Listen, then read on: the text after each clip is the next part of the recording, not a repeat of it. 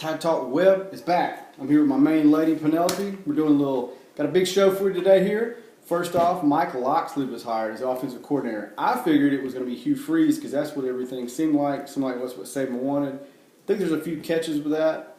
Hey, Penelope, what do you think of Mike Locksley? Do you think he's going to be good? She thinks he's going to be good, and this is why we say so. He coached the white team and the quarterbacks for A-Day last year. We all remember that everybody was raving about his arm and how he did. Yeah, we all were. I mean, we all saw it. Yep, we did. And so basically, for the spring game, he was also coaching receivers. And Saban was walking around looking at everything, but he was coaching his guys. He maintained an ongoing dialogue with Tua, and at one point, Locksley pulled Tua aside and said, "Look, hey, you need to hit the tight ends. They're wide open, easy throws." But what do? He did it. Like I said, he's had pretty good numbers when he was the offensive coordinator at Illinois and the offensive coordinator at Maryland. So he has a background. He's 48 years old. So like I said, he also said that he's also involved in a passing game coordinator. So he knows the ins and outs of all that to coach the quarterbacks. He was quoted as saying, Tua practiced quite a bit. Our twos get 40% of the work during the week and practice with those guys, and we've been moving them in and out the second half with Jalen and Tua splitting reps in practice. We weren't surprised with what he did in the national championship, was a quote by him. He worked for 3 years in the capacity of New Mexico as a head coach. He was a mastermind of some versatile attacks in the college ranks where he developed a reputation as just developing offenses around the tools that he had. Like I said, having presided over running backs, receivers, tight ends, and quarterbacks in various stops, he's well versed. Yeah, he is. That's what the paper says, Penelope. Yep. So, like I said, in 2016 he was hired as an analyst, and after his 6-game stint as the Maryland head coach. Like I said, Saban said his time with us has been very valuable, as an analyst and as a co-offensive coordinator. Very well versed, so he feels comfortable in the hire, and I think we should too. So, like I said, he was the Tide's co-offensive coordinator, like I said, last year, and receivers coach last season. I think it will be a popular move among the players. Yeah, that's what I said. I think it will be a popular move against the players already. And that's what they said. They went on social media and supported Locksley. They really like this guy. Like I said, it's his third opportunity to be offensive coordinator as an OC at stints at Maryland from 2012 to 2015. And he was also the Illinois offensive coordinator from 2005 to 2008. In 2013, Locksley helped Maryland surpass 5,000 yards just for the fourth time in school history and the first time since 2003. Illinois was ranked nationally 19th in offense under Locksley in 2008 after ranking 86th in 2004, the year before he arrived at the school. Illinois ranked top 10 rushing in both 2006 and 2007 and was first in the Big Ten in passing in 2008. And that's saying a lot because there's a lot of big passing teams in the Big Ten. Ohio State's one, usually Michigan's one of them, Michigan State. There's a lot of those big teams, and their Penn State's one of those. So that's saying pretty good. We also just hired Jeff Banks, special teams coordinator. As we all know, preach. We need help there big time because we have not had a good special teams in a hot minute, especially in the kicking game. Penelope knows because we sweated through the national championship with Papa Giorgio because he was missing kicks. Awful. He was awful.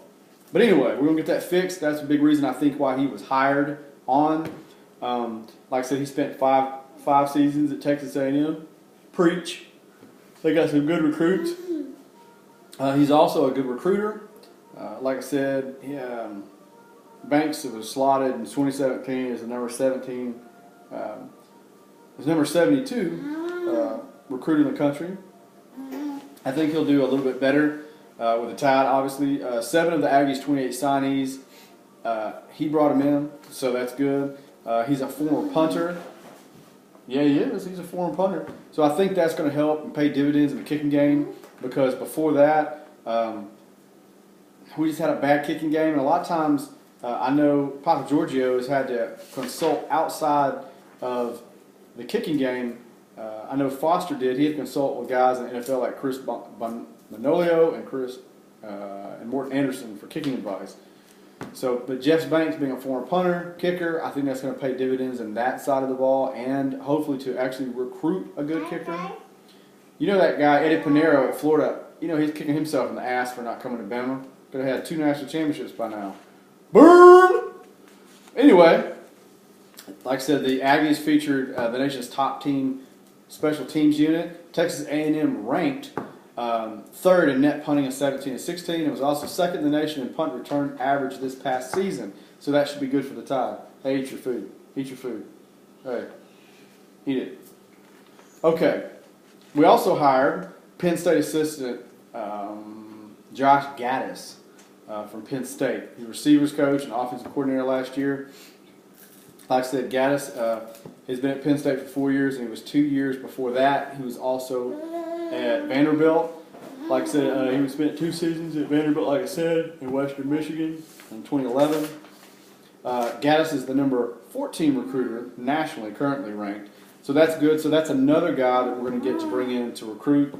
Like I said, we lost Ainsley. We lost a whole lot of coaches this year. Some of the defensive guys that we're going after we may not get, only because Pruitt was he was instrumental in that. If you look at all the guys in one of my last few podcasts that I talked about Pruitt, the number of recruits that he got, not just defensively but offensively, was huge for Bama. I know I was upset because I like Pruitt and he's a good recruiter, so I was upset too, but it's okay. We're going to weather the storm. Like I said, we want another QB in this class. Bama's going after an Arizona quarterback in our backyard.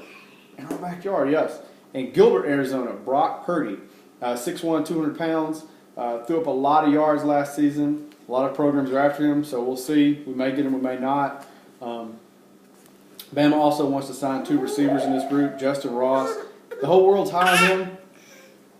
Penelope and me are not. I don't know. I mean, I'm just not sold on the kid. I don't think he's like a Julio Jones like everybody thinks he is.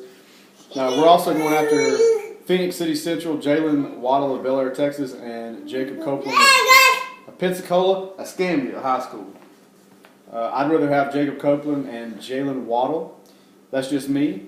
We also think Ross is a lock for Clemson. I think he still is. I don't think he comes to Bama. I know his family prefers Bama, so that is a tie-in there.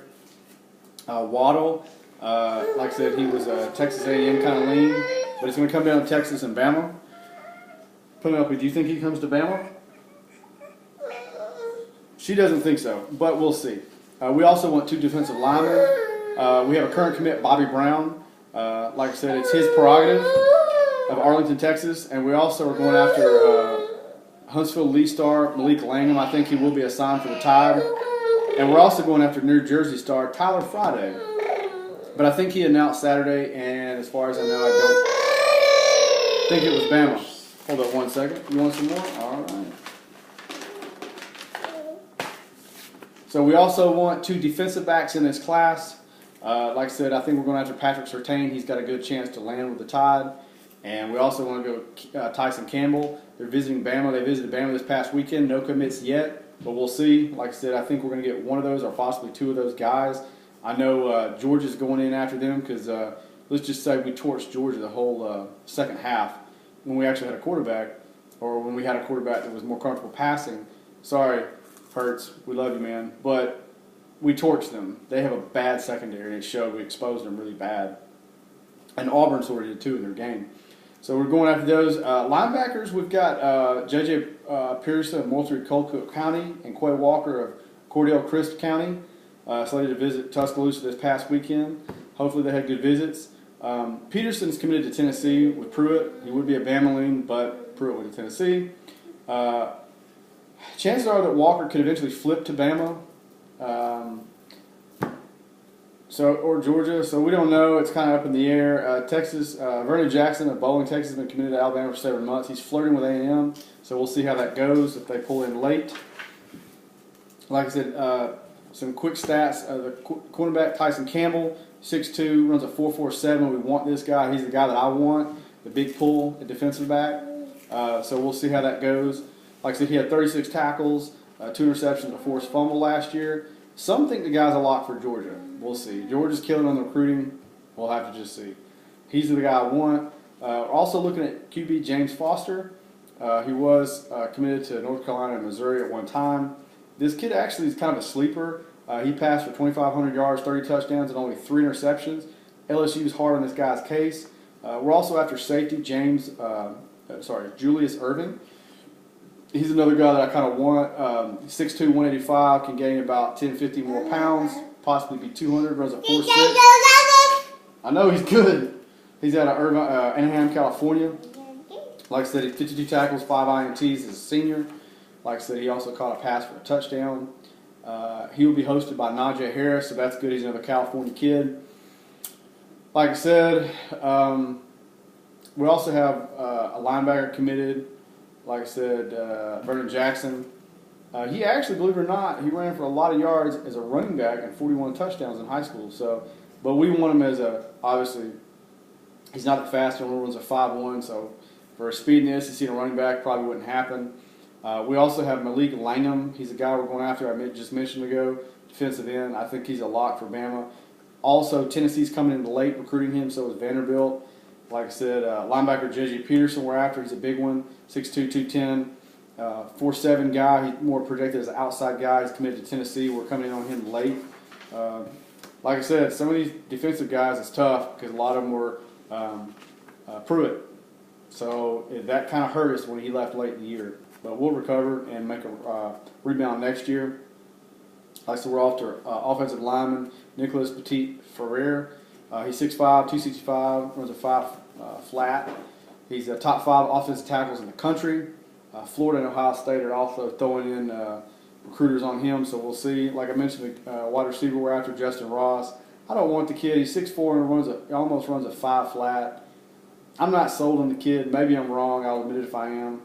Patrick Surtain, the defensive back. We're all in on that kid. I want him. I'm not going to mention him again. Quay Walker is another guy.